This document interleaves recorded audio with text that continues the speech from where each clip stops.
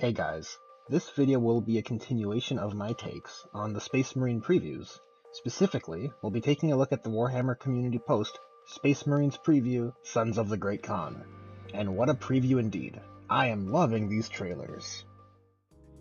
Alrighty, let's take a look at this White Scars preview. So we got our banner, we got the Who Are They, and that sweet trailer. Some nice photography, keep scrolling, the codex image itself that explains and defines the two unique units for the White Scars. And okay, so here we have, this is extremely fundamental. So just like with the Ultramarines, the White Scars, and I think every other codex supplement chapter is going to have their own specialty with regards to the combat doctrines. And for the White Scars, that bonus is in the assault phase, the assault doctrine. And it gives them an additional point of damage for melee weapons. A huge perk. Like, one additional point of damage is massive. It turns weapons that are variable damage, like D3, where it's kind of, like, you're happy when you get the 2 and 3, but the 1's usually really crummy. And so you get D3 plus 1.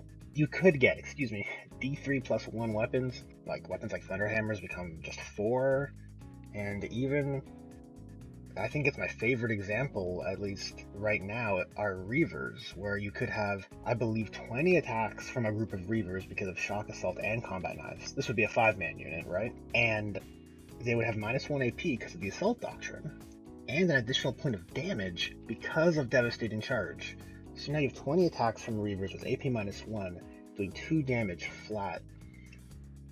I think there's some real combo potential here, especially when we don't have the full details of these codices yet in front of us, and we don't have the supplement either, specifically for White Scars. Off the top of my head, and this is assuming the Obscuration discipline is unchanged, Temporal Corridor would allow you to move a unit of Reavers twice, and the second time they could advance with 3d6, discarding the 2 lowest.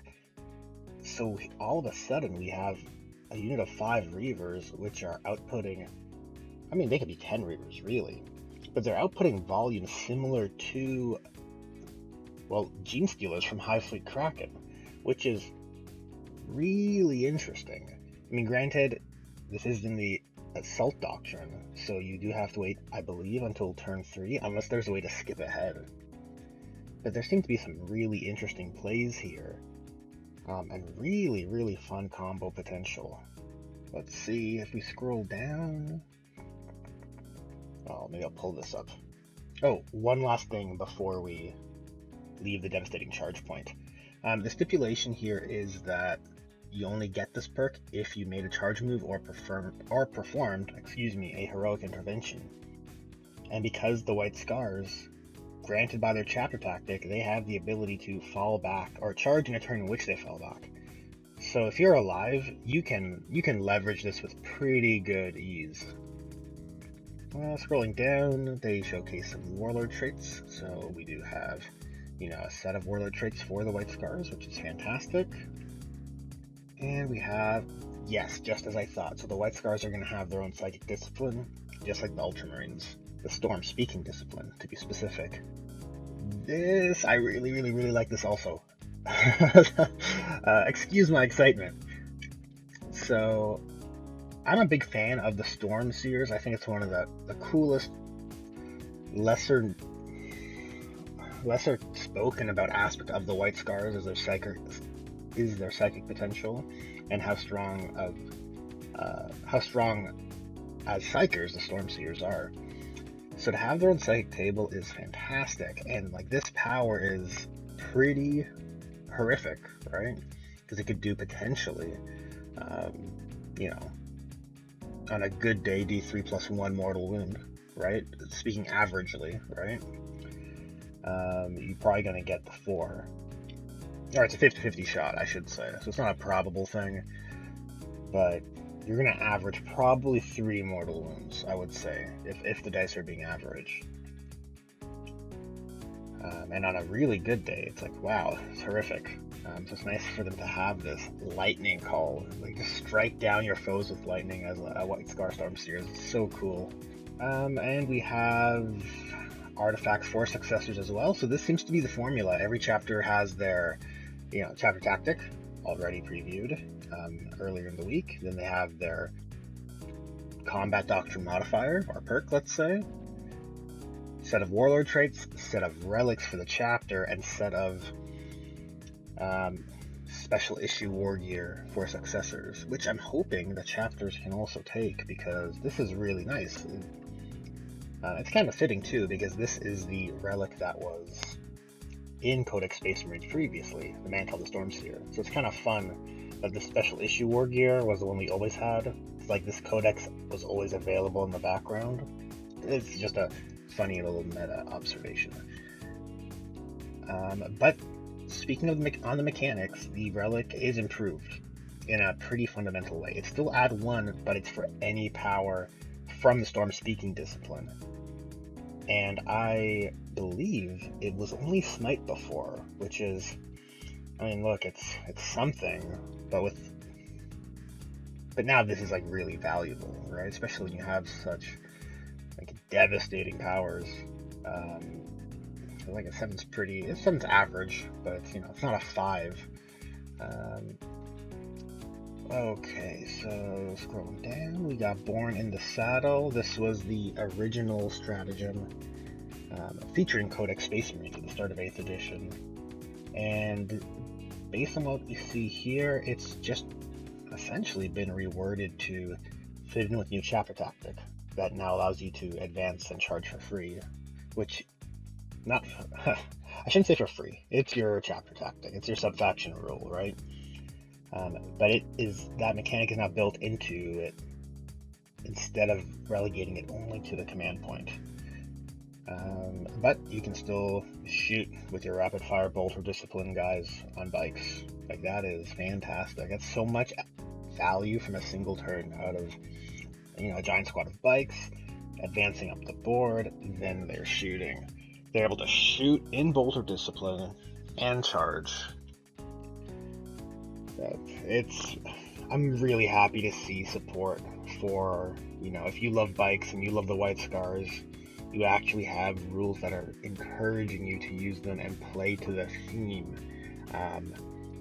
That sounds really hokey to say, playing to the theme, but like, these factions are storied and they have their own combat doctrines, and a lot of the chapter tactics weren't serving them well at all, if I'm going to be honest. And if you've seen my previous videos, like, I probably don't need to go on to this topic any more than I have been, but I guess I digress. Let's move along here. In this article, we have Corsaro Khan previewed. He's looking amazing. I did not expect him to get an updated model.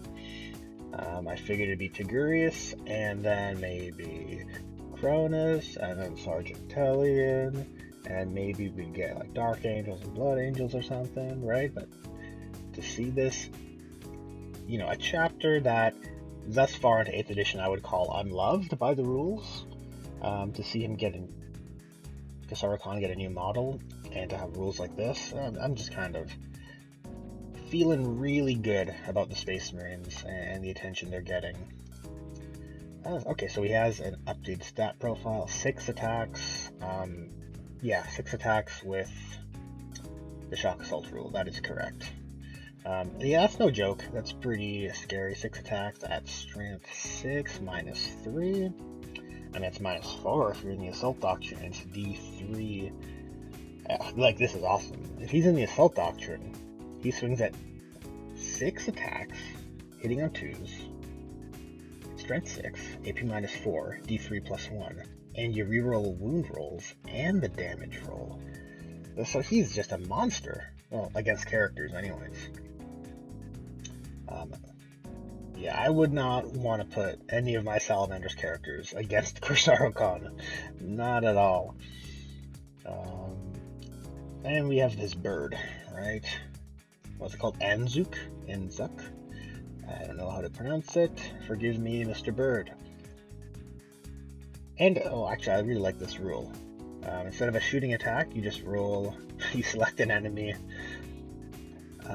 model, or select an enemy unit, and then on a 4-up, 1 mortal wound is given.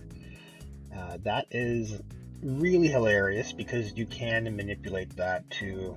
I can imagine some fun games where, you know, you're going to get Slay the Warlord and you choose the order of activations in such a way where Anzuk here slays the Warlord, which is hilarious. To see this little bird, he's going to slay the Warlord. It's totally possible. You can't mess around with a mortal wound. And that closes out my thoughts on this White Scars Rules Mechanics preview.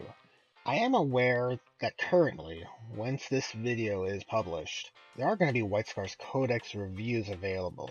So if you made it this far, thanks for watching. So, I don't know about you guys, but I am really pumped and genuinely excited and encouraged by what we saw this week.